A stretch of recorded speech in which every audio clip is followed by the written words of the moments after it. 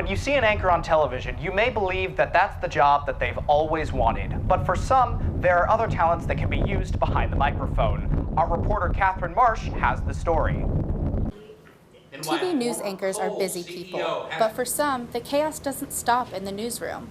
For anchors like Shannon Ogden, music also plays a big role in his life. I actually went to college on a music scholarship, but for drums. I had my first paid gig in the 6th grade, playing at this roadhouse out in Oklahoma.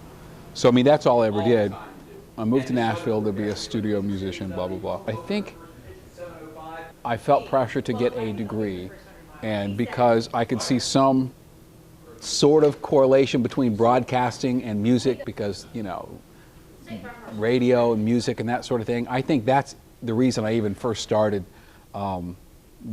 taking up broadcasting. It wasn't until maybe my junior year of college that I read a book, Charles Kuralt's Life on the Road book, and went, oh, well, this seems like a pretty cool career. After figuring out he might have other interests, Shannon decided to get his degree in broadcasting, but he wasn't completely finished with music. Mercifully for my neighbors, when we moved to Jacksonville, I stopped playing. I switched to guitar and taught myself how to play guitar. For a long time, the last couple of years, I would go like finish the 6 o'clock news and run out and do like a half-hour set at a bar or a coffee shop or something, and nobody knew here. They thought he maybe went to get dinner or something. It's, you know, it was hard, but it's been really rewarding. He's just a really good lyricist, I guess. And he's really talented with the guitar too.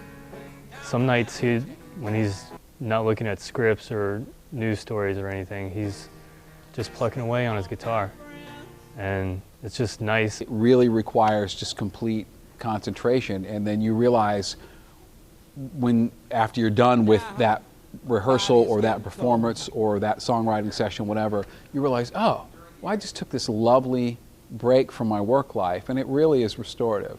Making music in between his busy schedule as an anchor can get chaotic, but for Shannon, it's worth it. It's so satisfying that when you get a taste of it, you can't not do it. Now, what I love is when people don't know me from here, or they're coming from out of town to a music festival or something, and they connect with the music. Now, that's great. But any expectations, I think, have been that he's probably going to stink because he's a news guy. He's not a songwriter. So that can only serve you well. If people aren't expecting much and you do well, then they're even happier. I think I didn't expect for it to sort of be a regular thing at this point. I got lucky meeting some promoters and club owners who ended up liking my music. So I didn't expect to be working this regularly doing it. I think I would live longer doing that full time, but I wouldn't eat as well. I think that's probably the bottom line. For Music and the Media, I'm Catherine Marsh reporting. If you'd like to follow his news stories, you can catch Shannon Ogden at First Coast News. If you'd like to see him perform doing his musical act, he'll be performing at the Florida Theater in May. What comes with all the lights, camera, and action in a news studio? Perhaps it's news anchors with hidden talents? It's not every day you hear the songs of a singer at the station, but believe it or not, there's a great connection between both anchoring and singing. Our reporter Brooks shares the story. If you're a news anchor, you can probably sing. Not quite, but if you're a singer, you might have a better understanding of how the voice works when anchoring a newscast. I talked with anchor and singer Kamasi Aaron, who connects the two, whether she's behind the desk or on the main stage. You know, each song you sing has a different tone, and there are certain things that you have to gather emotionally to really be able to bring the flavor of that song out. And so the same thing is true with the stories that we tell on a daily basis and the stories that I tell as I anchor, because each story is different, and so I have to kind of know going in what the flow of the show is going to be, because I don't need to be like laughing and joking, and I'm talking about someone who's lost a loved one or someone who's been injured. So every day I get in and I go through our rundown, which is basically what tells us what's coming up in our newscast. Each one of those things requires you to come from a different place, because you want to kind of take people on a journey with you. Hey, this is what happened. Hey, I'm going to tell you something that's kind of sad. I'm going to tell you something that you should be excited about. But before you can take those listeners on the journey, preparation is key. You really want your audience to connect with what you're saying. You have to prepare and see how you really feel about it. And those true emotions really, I think, help you to be good at performing, to really share the authenticity of whatever that song or that story is about.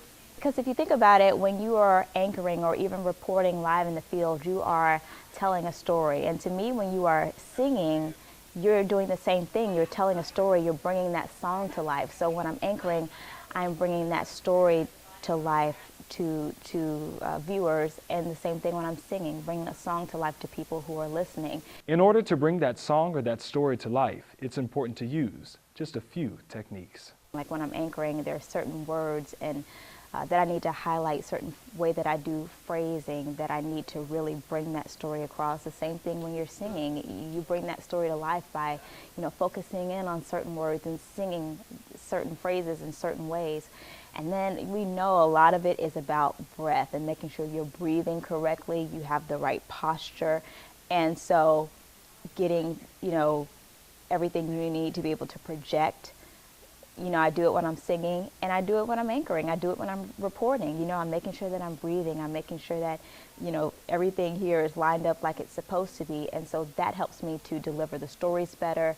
And that's a foundation that I really got through choral singing and performance. I think those are things that translate whether you are performing in a newsroom, in the studio, or you're performing on the stage. For Music and the Media, I'm Brooks Baptiste. You can catch Kamasi on the air weekday mornings at 9 a.m. on Channel 4. And for upcoming performance dates, visit iamkumasi.com. Believe it or not, journalists and DJs have a lot in common with each other. Both arts boil down to one basic element, the ability to tell a story. Our reporter Anthony Sinka got the inside scoop from WJXT's Vic Michelucci, who is a reporter by day and a DJ by night. In the news business, one of the most important skills that you can possess is an ability to tell stories. Those who consider themselves true storytellers often have more than one way to tell those stories. Local reporter Vic Michelucci is one such storyteller. Although most of his stories are told through investigative journalism, he has another passion, DJing. I started DJing when I was about 12 or 13 years old because my dad's band would play, and then I'd plug in my little Walkman on their breaks and just started doing it and started finding equipment and going to the pawn shops and just inheriting old stuff that people didn't want, and I learned it inside and out and started doing it. It's really cool to be able to engage with people and to do something that that they are just locked on, just interested in whatever it is, whether it's you mixing some really incredible music and just being a great entertainer on stage at an event, or if it's you telling a very good story on TV. Both of them are similar in that aspect. We're all just about storytelling, about engaging people, about grabbing that audience, bringing them in, and just keeping their attention. When you have a crowd of 500, 1,000, maybe 2,000 people, and they're all just enjoying your show, it's an adrenaline rush. No biz like showbiz. We use some of the same skills. When I'm DJing, it's all about grabbing the attention. It's all about just entertaining the audience. When I'm doing the news, it might be serious stuff, but either way, I still have to grab their attention. I still have to entertain them because my product is important. What I'm trying to tell them is important. I'm passionate about it. That's why I'm in the business. And I have to find a way to make it not so boring and to make it understandable, because if not, people are going to look away. Whether it's through producing news or through producing music, stories are what bring us all together. For people like Vic, myself, and the rest of us in the television industry, it's very important to approach each and every story we produce as a work of art. Now, as far as the connection between music and being a journalist, I think that there's a lot of connection. There's pacing, there's beats, just like when you're doing a mix at a DJ gig, when you're putting together music, when you're producing beats, because you've got to listen, it's got to flow. So when I'm crafting a story, I treat it like a song. All that stuff is like music to me. If you want to stay up to date on Vic and his stories, you can follow him on Twitter at WJXTVic. Until next time, I'm Anthony Sinka reporting Music in the Media. If you want to keep up with the latest on Vic's stories, make sure to follow him on Twitter at WJXTVic. She started Latino in the City, won 15 Associated Press Awards, and was a reporter for WOKV. Kim Brategas had a pretty good journalistic career, but where is she now? Reporter Ashley Miller is here with the story. Kim Brategas is the lead singer of Kim Brategas and the Black Cat Bones. They categorize their music as hybrid blues with a Latin fusion. There are several members, and with that many musicians, communicating well is important. Without respect, the sound wouldn't come together. The band includes horns, guitars, piano, bass, percussion, drums, and vocals. Teamwork between the musicians creates their sound and leads to performing at festivals. Really, the band has been playing for several years now, or I've been a part of it for a year and a half. So, you know, we've been working on these tunes for a little while. But I'd say for the past month or so, we've been sort of preparing for the festival, you know, having rehearsals. She sent us, you know, set lists and so forth and so on. Practice is a good way for the band to share ideas. Sean Pfaffman owns First Coast School of Music, where the band practices. Sean is the keyboard player and musical director for Kim. He has played with Kim for over 6 years and co-writes the music with her. I started performing all throughout mainly the Southeast in my 20s, and then all over. And I started writing music when I was about 20, mainly in blues, funk, soul, and jazz. So some of the songs that I had written worked really well for Kim and her abilities as a singer. Before Kim became a Jack's Idol winner and the only artist to win Bringing the Blues Georgia's Featured Artist Award twice, she studied mass communication at the University of Florida on a vocal scholarship. Looking back, Kim can see how taking a step away from music to focus on reporting really helped her musical career. It helped tremendously because I'm a vocalist, but I'm also a songwriter, and the type of music that we do today, it's an original project. So yes, we do covers, we do the classic stuff, we do what you hear on the radio, but we also do original music. And the most important thing that I learned while being a reporter and from my instructors at University of Florida was to write about what you see, write about life, write about what's going on around you. And the same applies to a song.